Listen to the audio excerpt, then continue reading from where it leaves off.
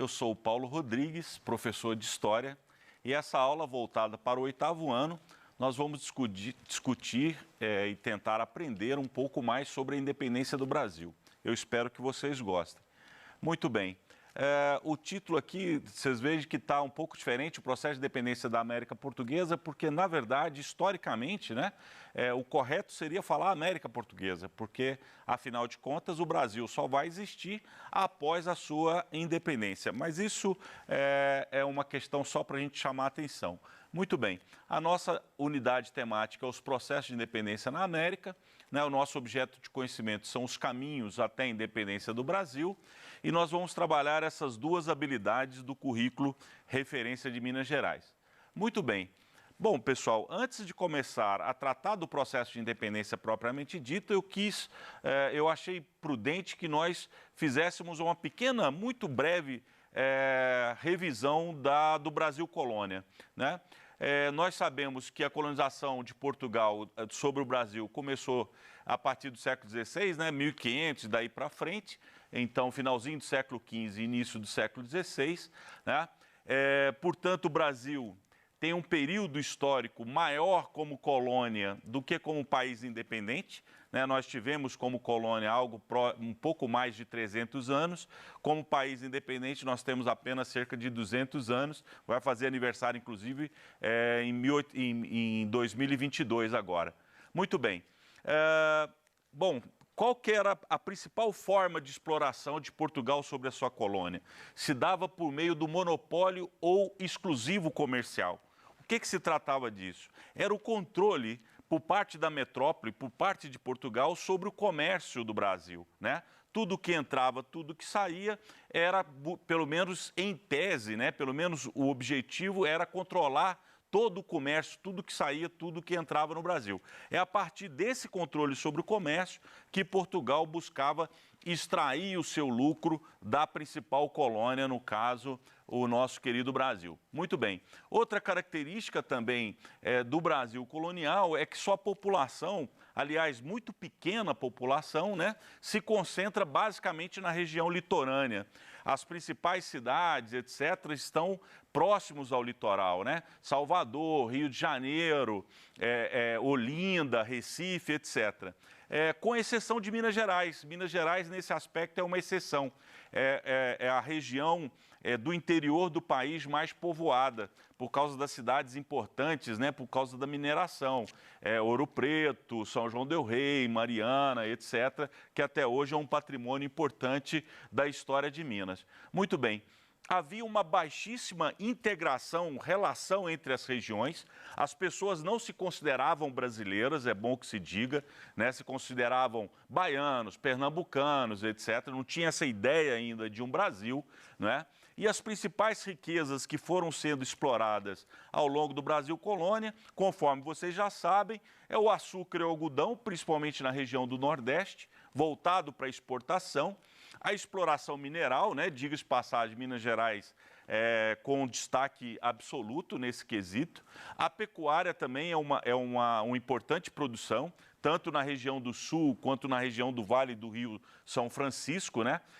Ajuda, inclusive, a expansão do território brasileiro, né? E temos também o extrativismo na região norte. Muito bem. Essa produção, esse conjunto de atividades econômicas, basicamente baseado no trabalho escravo, né? Essa é uma grande característica, infelizmente, da história brasileira, né, pessoal? A escravidão é uma marca terrível e muito forte na nossa cultura, na nossa economia, na nossa sociedade, com repercussões, inclusive, até os dias de hoje. Portanto, se havia o trabalho escravo, era uma sociedade também extremamente desigual. Muito bem, olha que curioso, eu trouxe aqui só para a gente ver que o próprio mapa do Brasil ele é uma construção histórica, né? A gente tende a naturalizar esse formato, mas isso se deu ao longo da história. No século XV, o que deveria ser a América Portuguesa é apenas essa parte aqui mais clara, né? Que é estabelecida pelo Tratado de Tordesilhas, né? Então, foi ao longo do tempo, ao longo do século, né, até o século XVIII, até 1750, que os portugueses foram penetrando nesse território até a gente chegar a essa conformação que hoje nós estamos acostumados a considerar que seja o território brasileiro. Muito bem.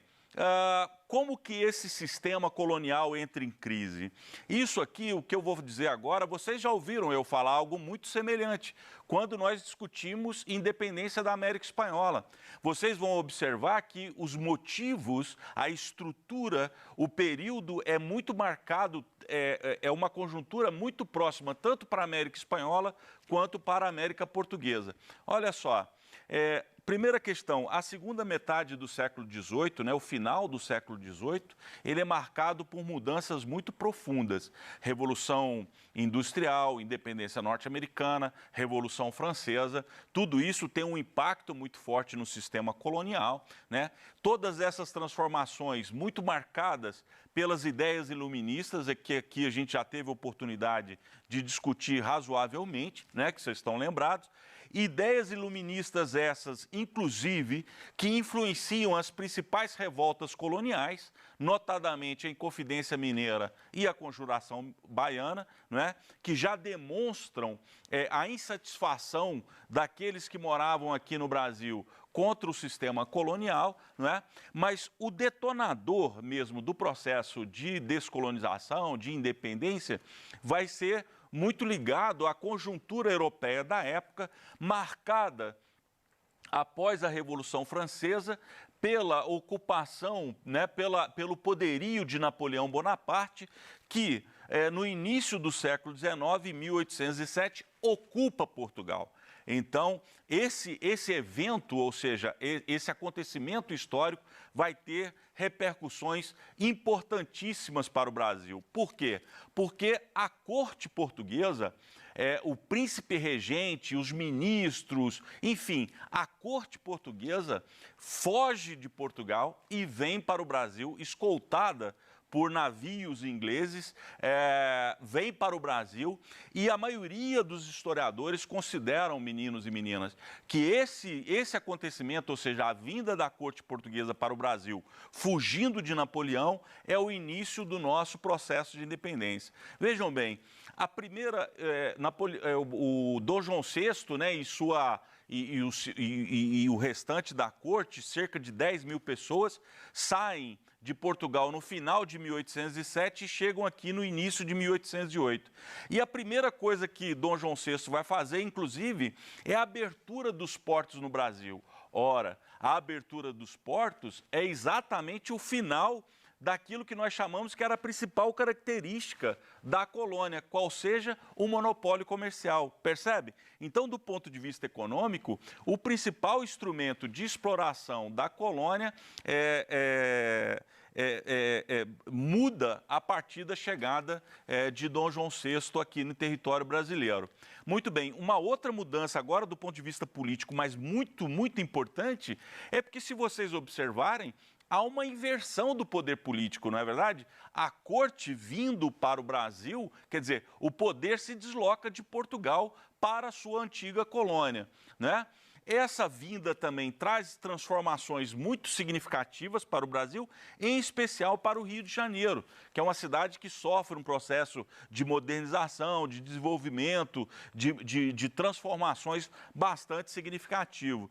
A construção da Biblioteca Nacional, a construção e a criação do Horto Florestal, entre outras mudanças significativas. Inclusive, as primeiras universidades no Brasil são dessa época também. Bom, com Dom João VI aqui, a partir de 1815, o Brasil muda formalmente a sua estrutura, deixa de ser uma colônia e passa a fazer parte do Reino Unido de Portugal e Algarve. Então, a partir de 1815, formalmente, nós deixamos de ser colônia. Coincidentemente, em 1815 é a derrota de Napoleão lá no cenário europeu. Mas vejam bem, Eu trouxe até umas imagens para a gente ilustrar isso que a gente acabou de ver, né? Esse aqui é um quadro pintado ilustrando, né, a saída, a fuga da corte imperial portuguesa para o Brasil. Né? Vocês veem que é muita gente, embarcaram livros, embarcaram tesouros, etc. Foi realmente algo épico, conforme eu disse, algo em torno de 10 mil pessoas. A liderança desse processo é esse senhor, muito questionado, tem muito folclore em torno da figura dele, é o Dom João VI, né? Inclusive, ele quando veio para cá, era príncipe regente e ele vai se tornar formalmente imperador aqui no território brasileiro em 1818. Essa vestimenta, né, esses trajes aqui, são exatamente na época de sua aclamação como imperador. E dizem que ele gostava extremamente do Brasil, né, apesar de sua esposa não gostar, etc. Tanto é que ele foi ficando, né? Mesmo Napoleão Bonaparte tendo sido derrotado lá na Europa, Dom João VI permaneceu. E isso permaneceu aqui no Brasil. E isso gerou uma insatisfação muito grande dos próprios portugueses. E aí, pessoal, tal insatisfação estoura na chamada Revolução do Porto em 1820. Essa revolução, feita pela elite portuguesa, não é? Ela trazia traços modernizantes para Portugal, né, que queria deixar de lado o absolutismo, criar uma monarquia constitucional para Portugal. No entanto, para o Brasil, ela tinha uma visão recolonizadora. Ela queria retomar o controle sobre a colônia do Brasil. E isso gera uma série de tensões. E essa revolução passa a exigir o retorno de Dom João VI para Portugal. Pois muito bem, diante de tanta pressão, Dom João VI acaba retornando a Portugal, conforme vocês sabem, e deixa como seu sucessor aqui no Brasil o seu filho herdeiro, Dom Pedro, não é? E Dom Pedro, depois as próprias cortes começam a pressionar para que Dom Pedro também retorne, porque o objetivo era esvaziar o poder do Brasil, né, e concentrá-lo em Portugal. Mas Dom Pedro, né, com o apoio das principais elites econômicas e sociais do Brasil, resistem a essa pressão.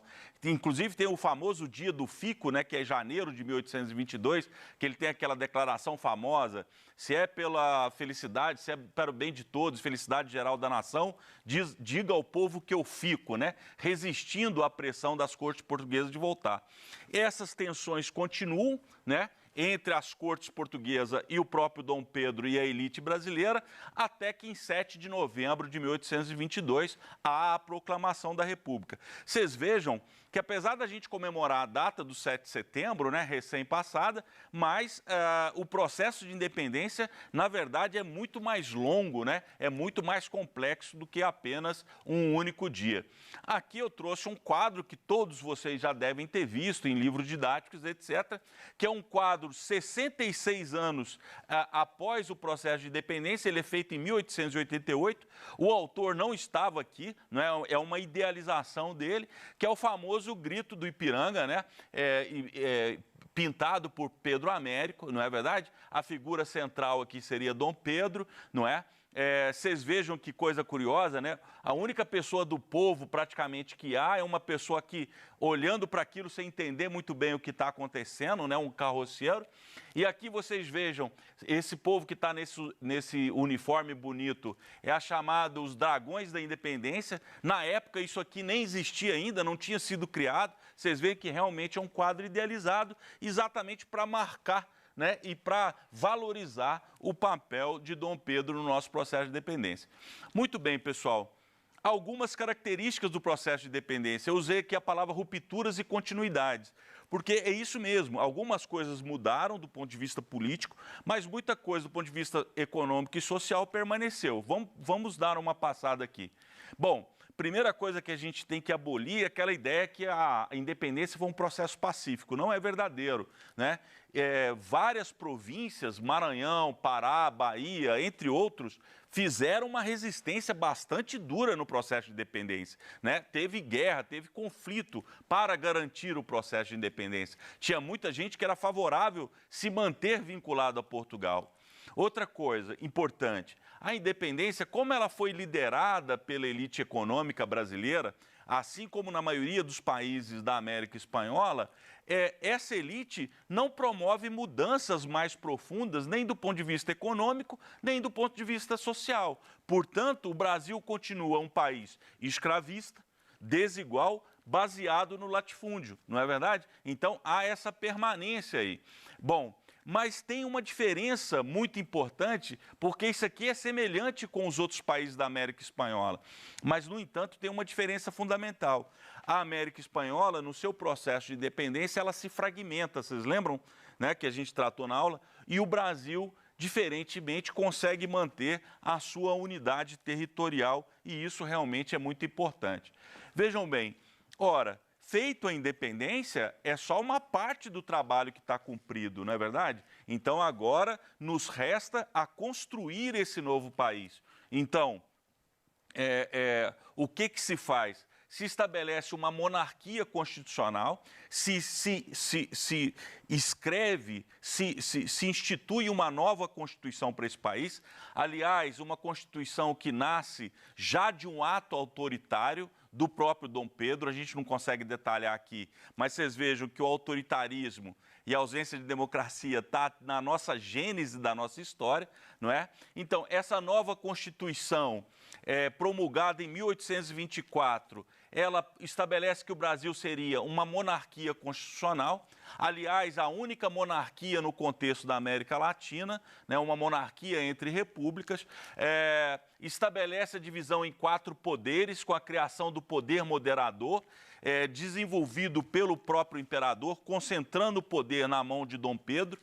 Conforme nós dissemos, a escravidão permanece, o voto é censitário, depende de renda, e o Brasil precisa buscar também o reconhecimento de outras nações, né? O primeiro país a reconhecer a independência brasileira é os Estados Unidos da América, e Portugal vai reconhecer a nossa independência em 1825, inclusive cobrando uma indenização para fazer esse reconhecimento.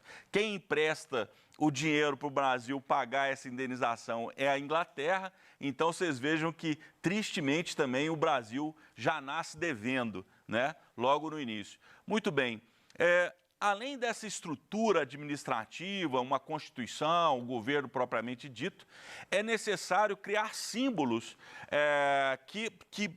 vamos dizer assim, que deem identidade às pessoas para esse novo país, né? Então, um símbolo, como a gente já viu, é a própria figura de Dom Pedro, tem a questão do hino nacional e tem a questão também da nossa bandeira, né, pessoal? A primeira bandeira do Brasil independente, que é a bandeira do Brasil Império, não é? Vocês vejam que guarda muitas semelhanças também com a bandeira atual do Brasil, não é?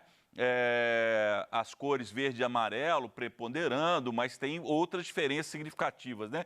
Um ramo de café aqui, o símbolo do império através da coroa, etc. Mas essa vai ser a nossa primeira bandeira que já identifica esse país independente. Muito bem. Essa postura mais autoritária de Dom Pedro, ela provoca muita insatisfação, inclusive com uma forte rebelião no Nordeste chamada Confederação do Equador, em 1824. Em 1828 também, a antiga província cisplatina se emancipa do Brasil e se transforma no Uruguai. E a partir daí, pessoal, a partir da década de 30, o Brasil e Dom Pedro começam a entrar em muitas crises, muito desgaste, tanto aqui, tanto no contexto brasileiro quanto no contexto português também, o que acaba levando Dom Pedro a abdicar do trono e deixar como herdeiro o seu filho, que à época tinha apenas 5 anos de idade. O Brasil, às duras penas, mantém a sua integridade territorial e, a partir desse momento que esse garoto de 5 anos de idade, aqui representado, né, aqui com 4 anos apenas, que vai vir a ser Dom Pedro II, como ele está uma criança ainda, ele vai ter um período da história chamado período regencial, mas aí já é tema para a nossa próxima aula, para o próximo conteúdo de vocês, para o próximo PET de vocês. Aqui nós paramos, então, ao refletir sobre o processo da vinda da família real para cá e da nossa independência. Eu espero que vocês tenham gostado. Esses aqui foram os autores que nos ajudaram, nessa aula, construir esses slides. Muito bom, muito obrigado para todos e todos, excelentes estudos para vocês. Muito obrigado.